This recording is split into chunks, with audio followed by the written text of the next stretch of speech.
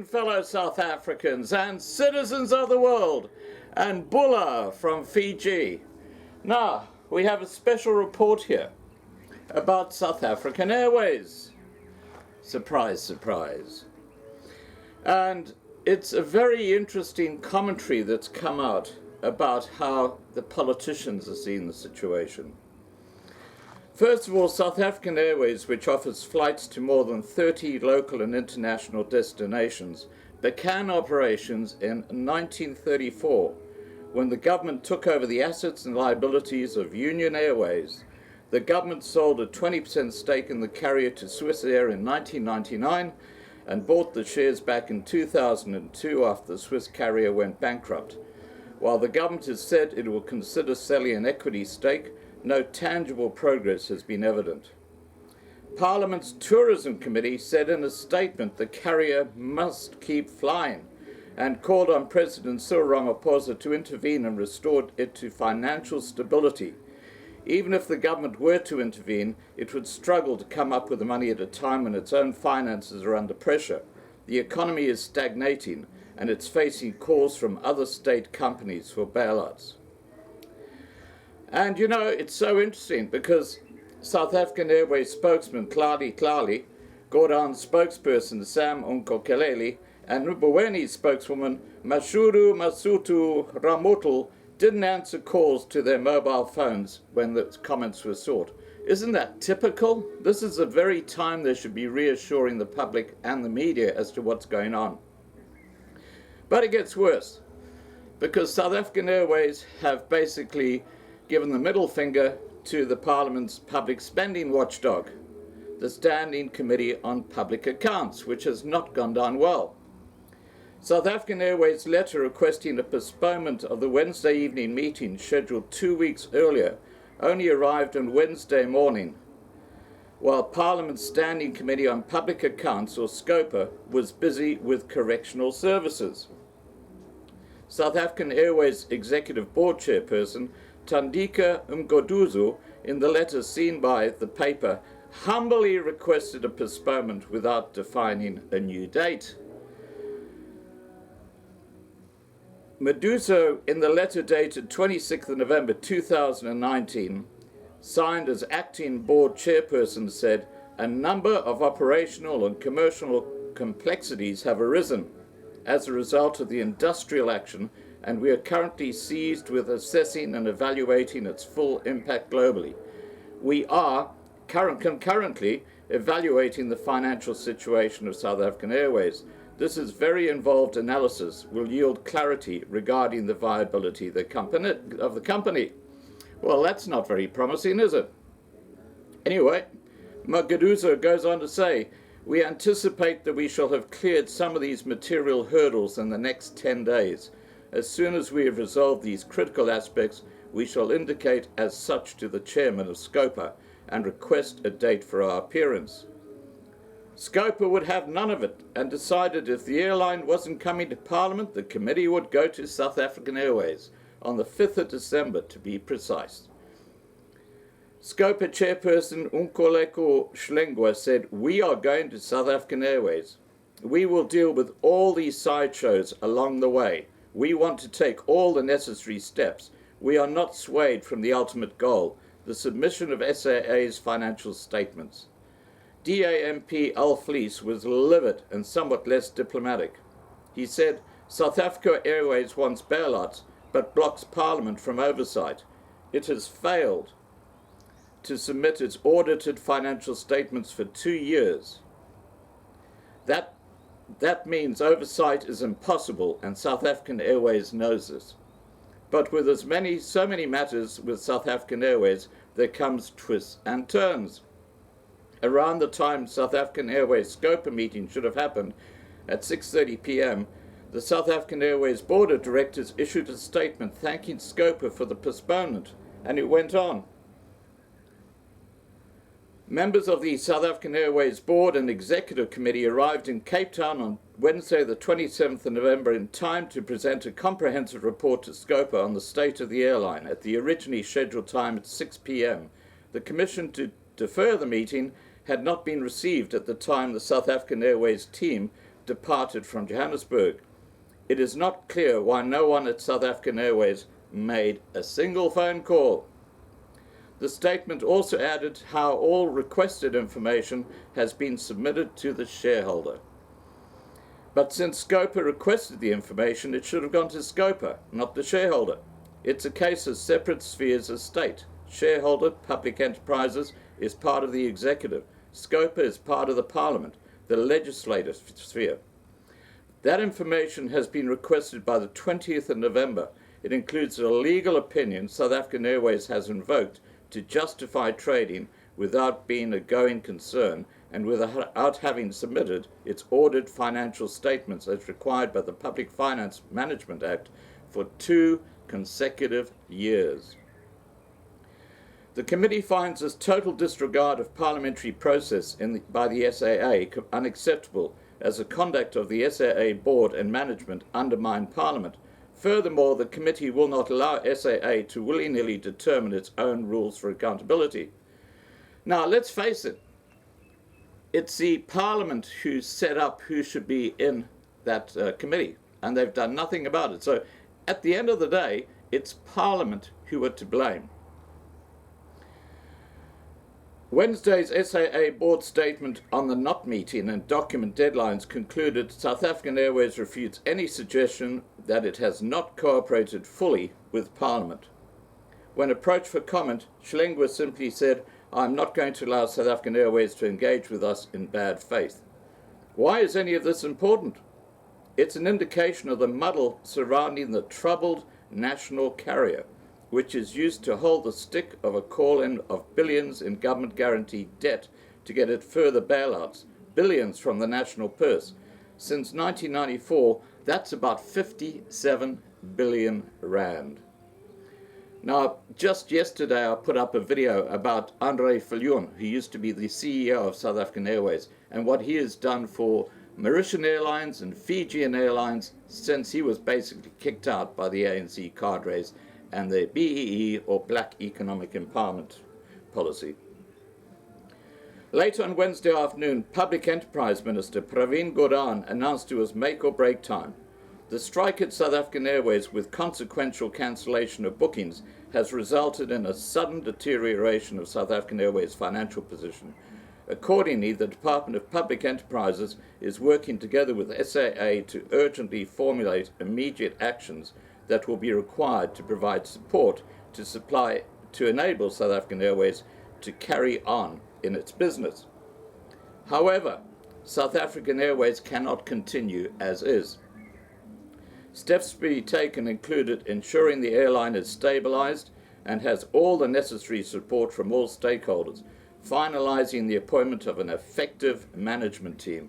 Okay, it took them 15 years to destroy South African Airways with a crappy cadre management team. Now they're going to try and turn it around by putting an effective management team. But there's a problem. Ramaphosa said transformation includes only blacks at the helm. So, there goes that suggestion. Anyway, details on this transformation or new effective management team are to follow this week. South African Airways' public record may well be looked at for the at least 2 billion rand and possibly more that was still missing from its purse early in November 2019, after a pledge by government to use taxpayers' money to pay South African Airways maturing loans totaling 9.2 billion rand over the next 3 years, and the 5.5 billion rand bailout the national carrier received in September 2019. South African Airways has been negotiating with lenders, which, however, have been insisting on government guarantees. That means discussion with the government, specifically Public Enterprises. This all emerged on the 13th of November when South African Airways pitched for its meeting with Scopa. South African Airways board member Martin Kingston told MPs the board had put all options on the table in discussions with the government, including business rescue.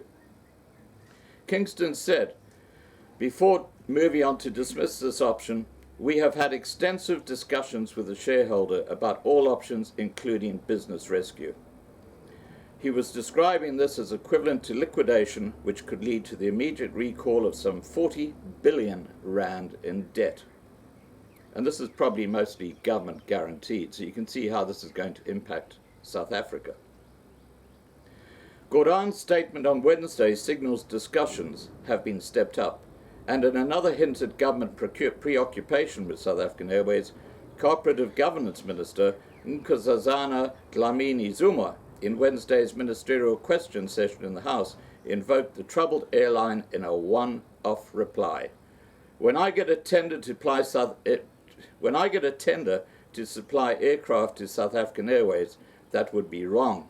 That tender is no good. Now let's just remember that South African Airways have just taken delivery last month of a brand new A350.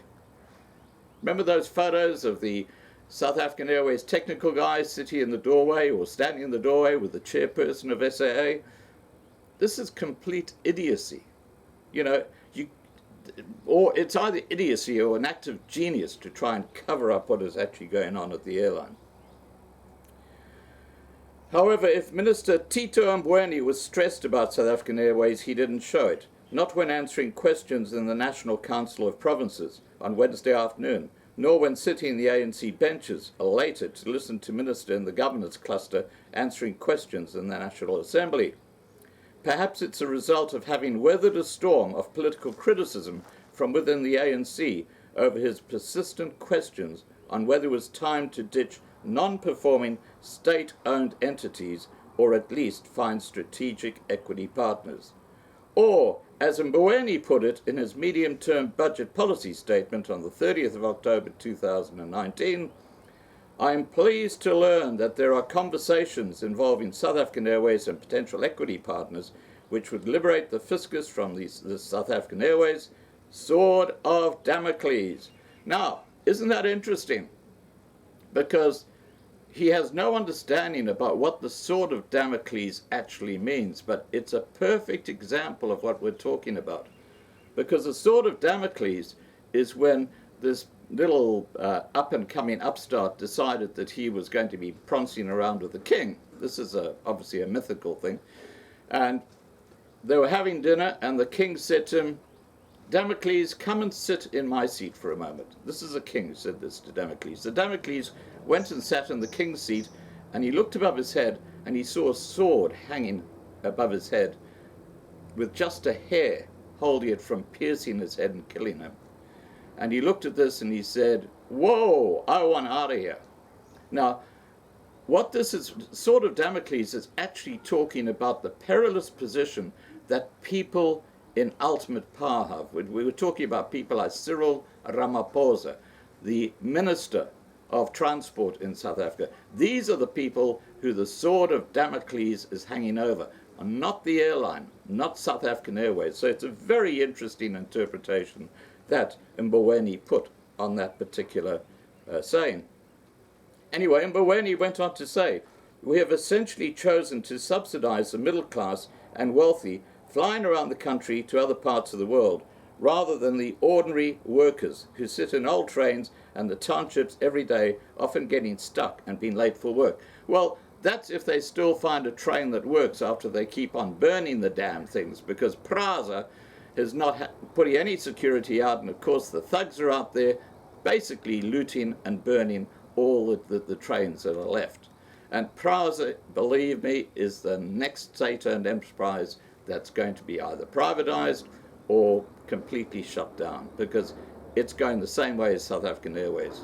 As I said, South African Airways has always been the canary in the cage. It's a radical departure for the Labour Federation, and this comes as the South African Communist Party, SACP, also seems to be softening not long after it issued a lengthy and scathing tongue-lashing of Mboweni's economic development paper. And what we're talking about here is the analogy which seems to have enthused Labour Federation COSATU, which according to City Press was no longer fundamentally opposed to strategic equity partners, the ideologically palatable term for what other could be described as privatization of South African Airways. The SACP Central Committee member Kaya Magaksa in Parliament as an ANC MP and serving as Public Enterprises Committee chairperson highlighted differences with the Finance Minister before saying this in Tuesday's parliamentary debate on South African Airways. Government must seek to find partners with aviation expertise to buy equity in South African Airways so it can continue to fly the South African flag. We can't continue subsidizing the rich. The upcoming weekend alliance meeting between the ANC, COSATU and the SACP will be another step in South Africa's path ahead, or South African Airways' path ahead. The twists and turns over Wednesday's Scopa SAA meeting would be a comedy of errors if it wasn't so tragic at this time of crisis. That chapter of parliamentary accountability is not yet over for South African Airways. Now, I want to make a comment about those statements by Mboweni and others in Parliament, and don't you like my South African cricket hat, by the way? And those comments are, South African Airways is for the wealthy and the middle class and the well-connected, the black privileged politicians and the ANC. He completely leaves out the real reason South Africa has its own airline carrier, and that is to be the spearhead of the tourism industry. And guess what the tourism industry is? One of the biggest revenue earners for South Africa.